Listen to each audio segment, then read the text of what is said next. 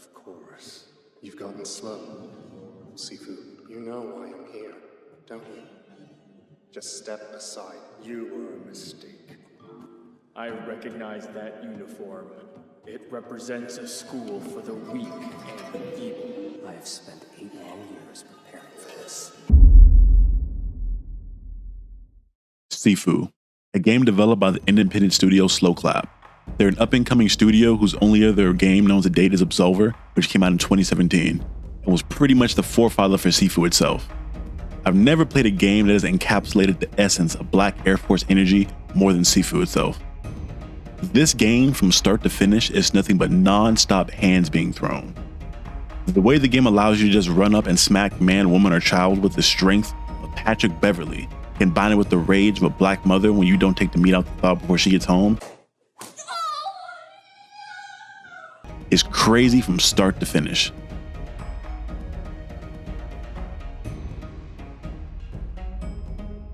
I won't spend too much time on the story because there's not much of one. The game pretty much runs along the lines of your typical revenge story you see in the Kill Bill movies or the Assassin's Creed franchise.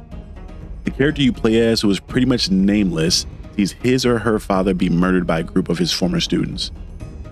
This person doing his best impression of Batman's parents is the person I'd assume is Sifu. The people that murdered Sifu are a combination of Yang, a former student of Sifu's, and his 4 homies.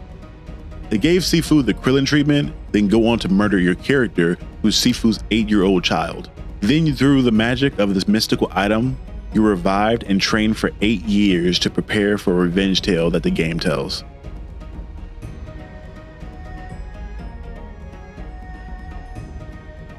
The hand-to-hand combat of this game is honestly some of the best I've ever played in a video game. It features your character utilizing a specific form of Kung Fu called Pak Me. Utilizing parries and dodging are key to any success in this game. The AI are extremely aggressive for whatever reason, and will make it a point to back you into a corner and jump your ass. Get him up, let him get up, let him get up, let him get up. Like that. Once you get the feel for these though, it makes the game a lot more fun and easy. You can, and you will, get caught slipping in this game, most likely by a regular enemy who you got too confident in believing was a scrub. The game doesn't give you an option for an easier setting. Although you may suffer through some of the levels to start, it'll give you a huge sense of accomplishment and success once you finally beat the game. The only negative I can point out when it comes to combat is the lack of diversity when it comes to the fighting styles. The game's predecessor, Absolver, had multiple fighting styles that you can utilize to beat your enemies in. So it's kind of sad that they don't really have it in this, but hopefully in a sequel, they'll be able to implement this system. Quick add-on to that original point. Sometimes you'll be fighting and get backed into a corner, and the camera will kind of zoom in and won't allow you to see the enemies you're fighting, making dodging and parrying almost impossible to do because you can't really gauge how far away a fist is from your face.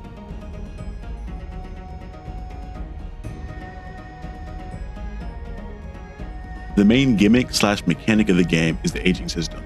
Once you die, you're resurrected at an older age. Also, the more you die, the higher the death counter you have raises, rapidly raising your age up into your 70s if you aren't careful. As you age, your health bar decreases, although the trade-off being that you do more damage. The caveat to this, however, is once you hit a certain age, you can't unlock certain skills, which are locked once you get too old.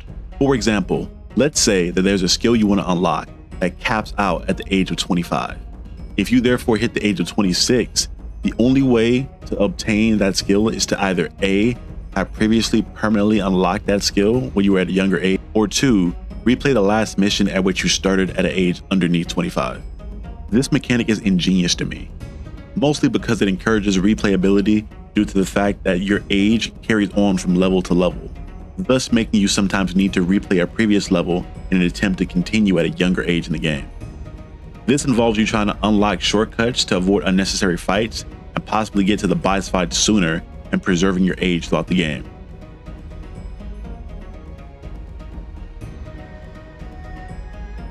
For being $40 and taking only roughly 10 hours to beat, you're getting an amazing bang for your buck, and in the process helping an independent studio that has put out an amazing product, which is my game of the year so far, honestly. If you haven't picked up SIFU yet, do yourself a favor and do it expeditiously. Shout out to Sloclap for putting out an amazing, great product that I had low expectations upon release, but blew me out the water. I can't wait to see what the sequel holds. Thank you guys for watching. This has been Charlie of the Then and Now podcast, aka C Diesel. Please drop a like, comment, and subscribe. Share the video around if you liked it, and let me know in the comments what you thought about Sifu and what you expect to see in the sequel. Thanks for tuning in, and this has been another episode of the Then and Now podcast.